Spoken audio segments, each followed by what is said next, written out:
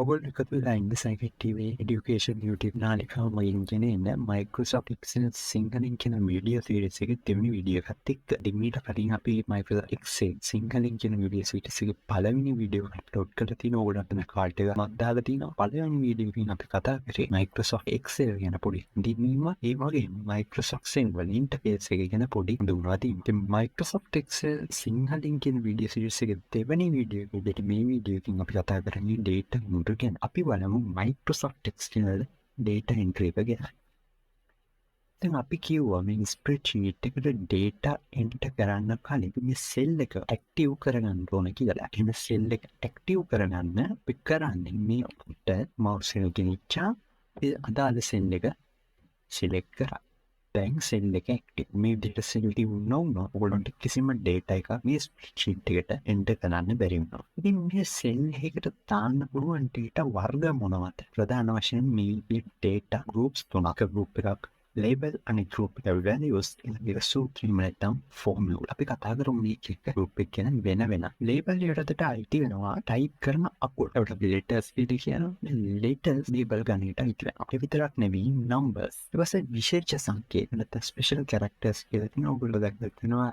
ඒක ඊට පස්සේ hashtag එක dollar sign එක මේ වගේ ඒවාට කියනවා විශේෂ සල්පුණ නැත්නම් special symbols කියලා. මේ තුනම මේ වර්ග තුනම අයිති වෙන්නේ labels වලට. ඉතින් මේ letters numbers සහ special symbols සංයෝජනය එකතු කරලා ලබා ගන්න ඒවට කියන text එකක් කියලා. උදාහරණයක් විදිහට ගත්තොත් ඔයා email එකක් ලියනවා. ඒක අපි text එකක් විදිහට සරගන්න පුළුවන්. හේතුව letters තියෙනවා. සයිකට් TV කියන එක ලියලා තියෙනවා. අකුරු 2023 ඒක ඇවිල්ලා numbers at කියන ස්පෙෂල් සිම්බල් එක වලට පේන්න තියෙනවා. ඉතින් මේකට අපි කියනවා ටෙක්ස්ට් එකක් කියලා. මෙතනදි වෙන්නේ නම්බර් එකක් වගේම ලෙටර් එකක් ඒ වගේම ස්පෙෂල් සිම්බල් එකක් මේවා එකතු වෙලා සංයෝජන වෙලා හැදිලා තියෙන. ඉතින් මේක මේ විදිහට මේ තුනම එකතු වෙලා හැදෙන්න ඕනේ නැහැ. ඔයගොල්ලන්ට පේනවා මේ විදිහට මේ ලෙටර්ස් එකතු වෙලා සිංහල කියන වචනේ හැදලා තියෙනවා. ඒක ටෙක්ස්ට් එක. ඒ වගේම 1 2 3 4 5 ඒ විදිහට ඉක්ුණු ඒකත් ටෙක්ස්ට් එක. ඉතින් ඊට පස්සේ තියෙනවා අගයන් හෙවත් values එකට තියෙන සංඛ්‍යාත්මක වටිනාකමක් තියෙන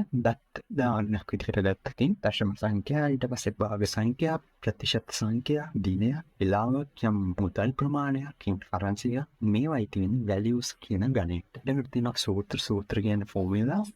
તો සාමාන්‍ය මේ ෆෝමියුලා එක පටන් ගන්නේ සමාන ලකුණු මුලට ලියලා. කියන්නේ මෙන්න මෙහෙම සමාන ලකුණු ටයිප් කරලා ඉවර වෙලා තමයි ෆෝමියුලා එක ලියන්නේ. එහෙම නෝනා මේ ෆෝමියුලා එක අවශ්‍ය දේ සිද්ධ කරන්නේ නැහැ. ඒ ෆෝමියුලා ගැන මෙතනම අපි කතා කරමු. ඊට කලින් කතා කරමු labels සහ values ගැන. ඔන්න පේනවා මේ අපි හදලා තියෙන table එක. අපි යමු table එක අපි create කරමු. දැන් ඔයගොල්ලන්ට පේනවා මෙතන මම මේ first term test එක කියන කරකින් තියෙන තනි cell එකක් විදිහට. ඒ කියන්නේ D එකේ ඉඳන් M එකට එන cells ඔක්කොම එකට අඳලා තමයි මේ first term test එක කියන්නේ ලියලා තියෙන්නේ. දැන් grade 11 කියන එක ලියලා තියෙන්නේ. ඉතින් කොහොමද මේක කරන්නේ? මම මේ විදිහට D වල ඉඳලා M වලට එන cells ටික select කරනවා. cells ටික මේ විදිහට select කරලා ඔයගොල්ලන්ට පුළුවන් home tab එකේ තියෙන alignment group එකක් මේකේ තියෙනවා merge and center කියලා.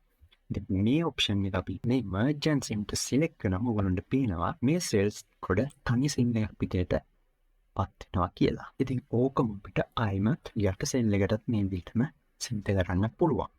ඒකත් වෙනම cell එකක් පිටේට පේනවා. එහෙම නැත්නම් ඔයගොල්ලන්ට පුළුවන් මේක ආයි අපිට තිබ්බ විදිහට ගන්නවා නම් ආයිමත් මේක merge and center unselect කරාම ඔයගොල්ලන්ට ප්‍රතිශතයටම ගන්න පුළුවන්. මේක ඔයගොල්ලන්ට පේනවා දැන් මම මේ විදිහට columns ටිකක් සහ rows ටිකක් select කරලා merge and center කරොත් ඔයගොල්ලන්ට කියනවා ඒ සම්පූර්ණ එකම මේ විදිහට තනි cell එකක් විදිහට පේන්න ගන්නවා කියලා.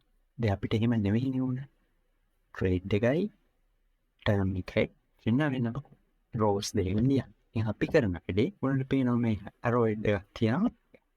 මෙතන තියෙනවා option එකක් merge across කියලා.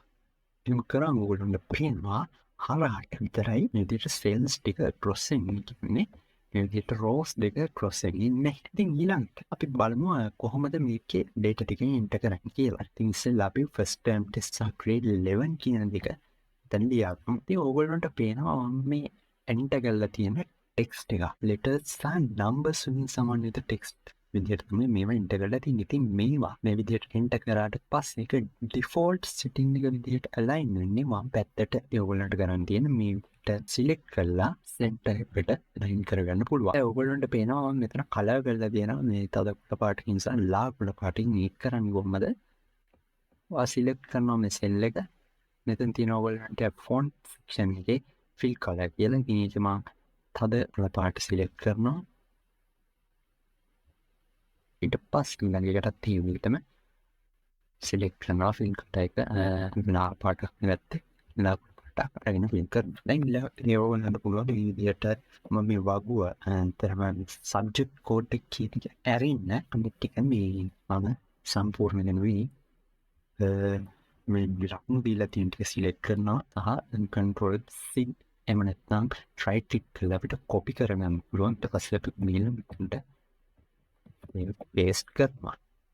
ඊට අමතරව ඔයගොල්ලන්ට වෙනවම totals 3ක් සහ average 2ක් දාලා තියෙනවා. ඒ දෙකත් මම මේ විදිහට copy කරගන්නවා. ඊට පස්සේ ආයෙමත් ඇවිල්ලා ඒ ටික paste කරනවා. ඒ ඔයගොල්ලන්ට වෙනවා subject code කියන select කරා.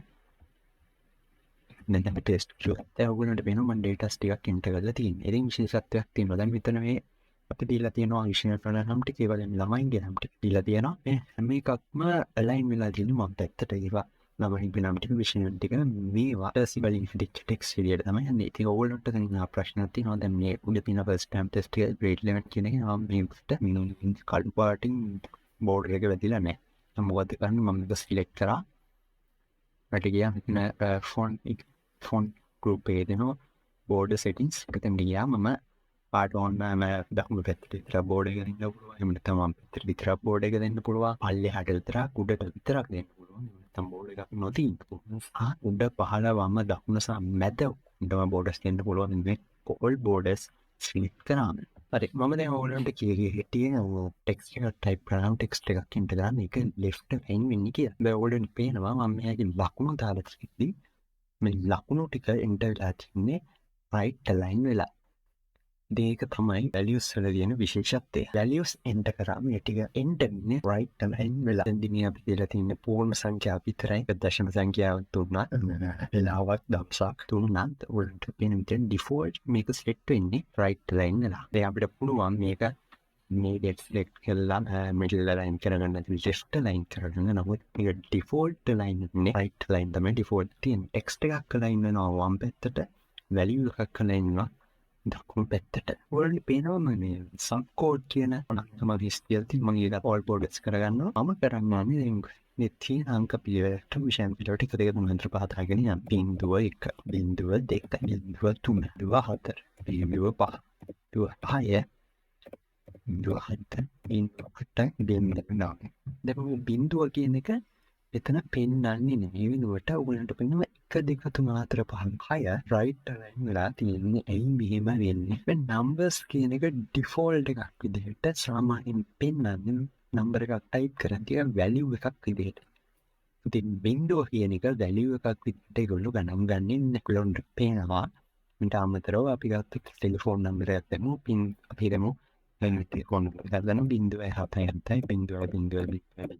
0.77 මුල බින්දුව වල වැලියු එකක් විදිහට ගණන් ගන්න ඉතින් බලමු කොහොමද අපි ටෙලිෆෝන් නම්බර් එකක් ලියන්නේ මෙන්න නැත්නම් බින්දුව මුලට එන නම්බර් එකක් ලියා ගන්න. ඕන කරන්න දෙන්නේ මේකේ ෆෝමැට් එක වෙනස් කරගන්න. සෙල් ෆෝමැට් එක වෙනස් කරගන්න එක. ඉතින් සෙල් කරන්නේ ෆෝමැට් එක වෙනස් කරන්න ඕන සෙල්ස් ටික සිලෙක්ට් කරනවා මේ විදිහට. හෝම් ටැබ් එකේ තියෙන නම්බර් ෆෝමැට් කියන කොටසට යන්න ඕන නම්බර්ස් ගෲප් එකේ තියෙන තැනට ගියාට පස්සේ තියෙන කැටගරි කියලා in dialog box in category can get in general number currency accounting date time percentage fraction technique text visual custom කියලා. සාමාන්‍යයෙන් ඕගොල්ලන්ට කියනවා general එකේ තමයි default එක තියෙන්නේ. then the general format says have no specific number format කියලා. general format එකේ cells වලින් specific කරලා නැහැ number format එක කියන්නේ number එකක්ද currency එකක්ද accounting එකක්ද date එකක්ද මේ විදිහට specify කරලා නැහැ. ඒ වෙනුවට ඒක සාමාන්‍යයෙන් value එකක් විදිහට තමයි type වෙන්නේ. ඒ ඔයගොල්ලන්ට කරන්න තියෙන්නේ මේ විදිහට බිංදුව type කරගන්න ඕන නම් මේ විදිහට මේ select කරලා ඔයාලට පේනවා මෙතන තියෙන text කියන option එක select කරනවා. එතකොට කියනවා text format cells are treated as text even when a number is in the cells.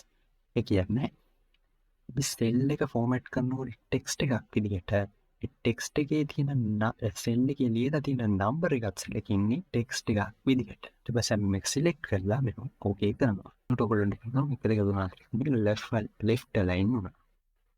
හරි. අපි ආයි බිඳුව දාමුකෝ. මෙයා ඔයගොල්ලෝ මේක සිලෙක්ට් කරලා තියෙන මේ clear formats නෙවෙයි clear content select කරනවා. එතකොට ඔයගොල්ලන්ට එක දෙක තුනක් විතර මැක් යනවා. අපි දානවා බිඳුව 1 බිඳුව 2 බිඳුව 3. මේ ටික සිලෙක්ට් කළා මෙයා පල්ලෙහාට ඩ්‍රැග් කරාම ඔයගොල්ලන්ට මේ සීක්වන්ස් එක පේන්න තියෙනවා. ඒක දැන් සාමාන්‍යයෙන් ස්ටෑන්ඩඩ් සීක්වන්ස් වලින් කරන්න පුළුවන්. අපි ඉස්සරහට වෙයිමු. දැන් උදාහරණයක් විදිහට ගත්තොත් අවුරුද්දේ මාස ටික පිළිවෙලින් නම් කරද්දී සතිය දවස් ටික පිළිවෙලින් නම් කරද්දී ඔයගොල්ලන්ට දවසක් මුල් 2-3ක් විතර නම් කරන්න පල්ලෙහාට ඒ ටික සිලෙක්ට් කරලා පල්ලෙහාට ඩ්‍රැග් කරාම ටික පින්න තියෙනවා. පස්සේට තගමු දැන් ඔයගොල්ලන්ට 0.1 2 3 4 මේ විදිහට මේක left align වෙලා data එකෙන් එන්ට වෙලා තියෙනවා. ඉතින් අපිට අර අපි ටේබල් එකේ වලින් මැතට ගන්න ඕන මේ සිලෙක්ට් කරලා තියෙන data එක අපි ඉන්නේ මෙන්න මෙතන තියෙන මේ fill align center align කරාම හරියට ඔයගොල්ලන්ට පේනවා මේ total කියන එක rows 3කටත් average කියන එක rows 3කටත් අපි එතනදී මුට ගල්ලා තියෙනවා.